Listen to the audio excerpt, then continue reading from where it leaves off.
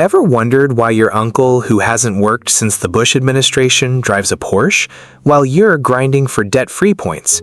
It's because the middle class is obsessed with a savings mantra that's basically a financial suicide pact. While you're clipping coupons, the top 1% are laughing their way to the bank using credit as a weapon. According to the Federal Reserve's Survey of Consumer Finances, the wealthy hold nearly 70% of their debt in business and investment vehicles, while the bottom 90% are drowning in high-interest consumer junk like credit cards and depreciating car loans. As Robert Kiyosaki famously argues in Rich Dad, Poor Dad, the fundamental difference is that the poor let debt consume them, while the rich use it to consume assets. If you think staying debt-free is the path to wealth, you're literally playing a game of Monopoly where you refuse to buy any property because you're scared of the mortgage. It's cute, really, but the 2023 SCF data confirms that those who treat debt as dangerous stay stagnant, while those who leverage it control the economy. You're not being responsible, you're just being an obedient pawn in a system designed to keep your capital stationary. So you've got a high-yield savings account? That's adorable. It really is. You're essentially volunteering to be robbed by the hour.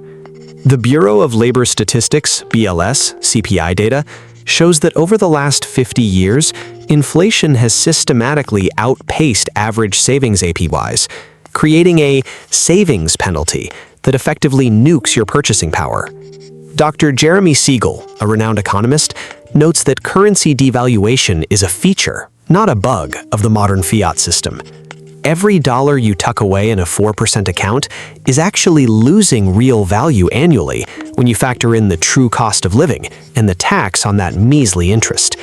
People have this bizarre fear of interest, where they'd rather lose $10,000 to inflation than pay $5,000 in interest to acquire a $100,000 asset.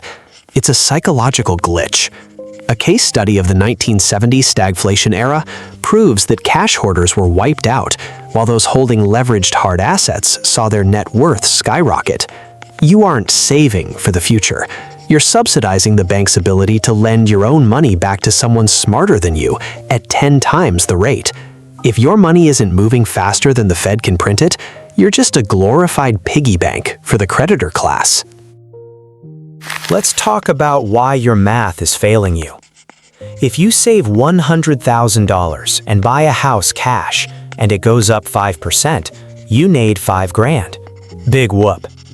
But if you use that $100,000 as a 20% down payment on a $500,000 property using O.P.M, that same 5% appreciation nets you $25,000.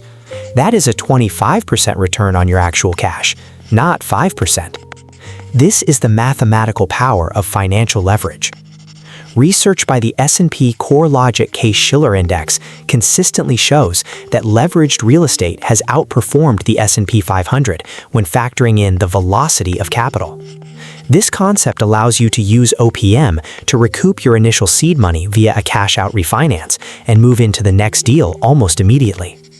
A report by Bloomberg Intelligence highlights that the world's most successful real estate syndicates never actually use their own money for more than 12 months. They use the bank's capital to control the asset, the tenant's capital to pay the debt, and the government's inflation to devalue the loan they owe.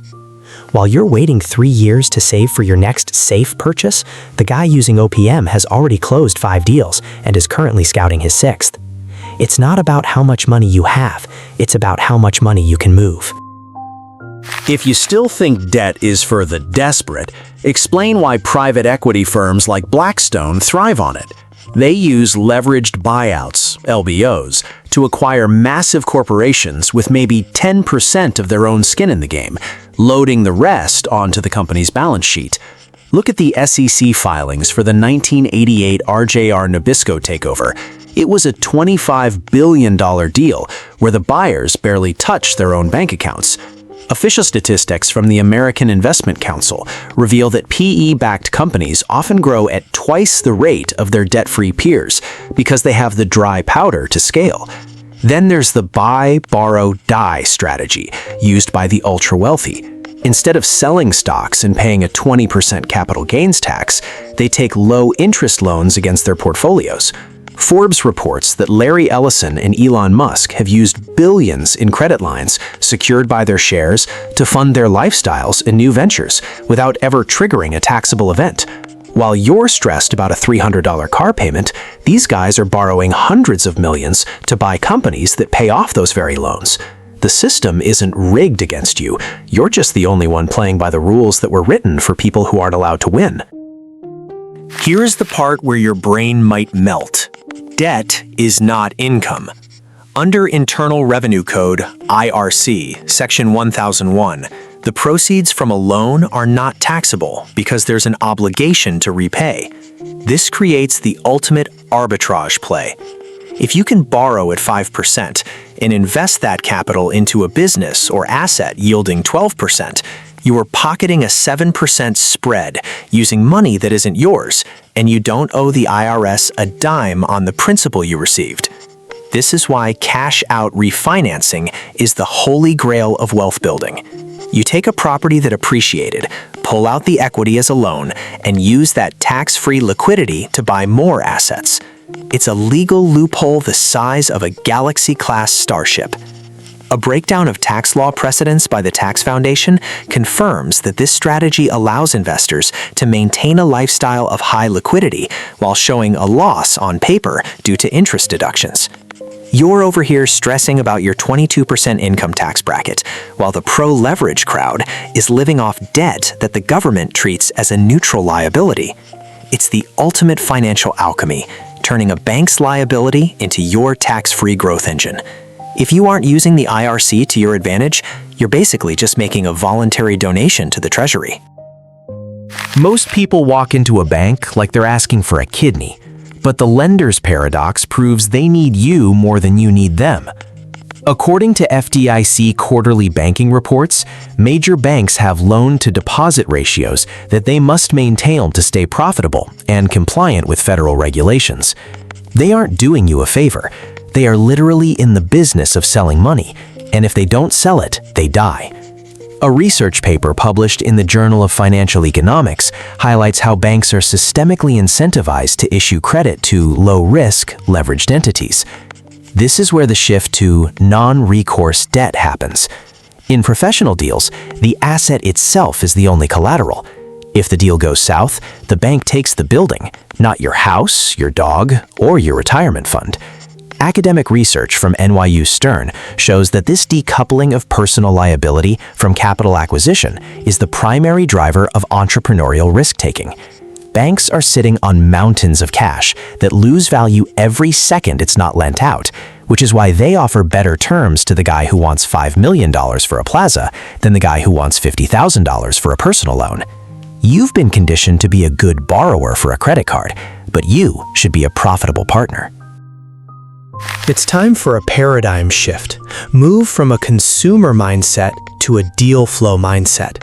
Stop asking how much does it cost and start asking what is the debt coverage ratio, DCR.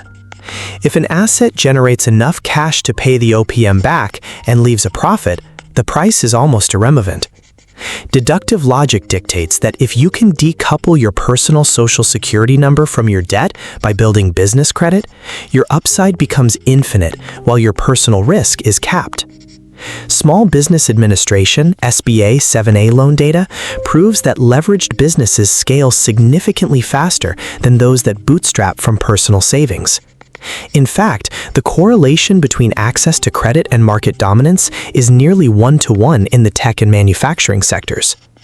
You've been taught that debt is a burden, but in the corporate world, a lack of debt is often seen as lazy capital or a sign that a company isn't growing. By moving your liability to a corporate entity, you're not just protecting your assets, you're creating a wealth-building engine that can survive even if your personal finances take a hit. The goal isn't to be worth $1 million, it's to control $10 million worth of assets using other people's money while your own cash stays safe. Your first step into the creditor class starts with cleaning your credit profile and finding your first good debt vehicle. But let's be real for a second. O.P.M is a chainsaw. It can help you build a mansion, or it can cut your leg off if you're a moron. You have to respect the math. Ray Dalio's Economic Principles provides a deleveraging versus productivity chart that shows the macro necessity of credit in any growing economy. But it also warns of the ugly deleveraging that happens when you over-leverage on junk. Historical evidence from the 2008 financial crisis shows that the people who got crushed weren't the ones using O.P.M for cash-flowing assets. They were the ones using it for speculative consumer garbage they couldn't afford. You need to focus on the spread and ensure your income-to-debt ratio is ironclad. This isn't a get-rich-quick scheme. It's a get-rich systematically strategy used by every dynasty from the Rockefellers to the modern tech moguls. If you're still terrified of debt after seeing this data, then by all means, keep saving those pennies and watching them melt away. But if you're ready to actually play the game that's being played around you, start looking for your first leverage deal today. The math doesn't lie, and the banks are waiting.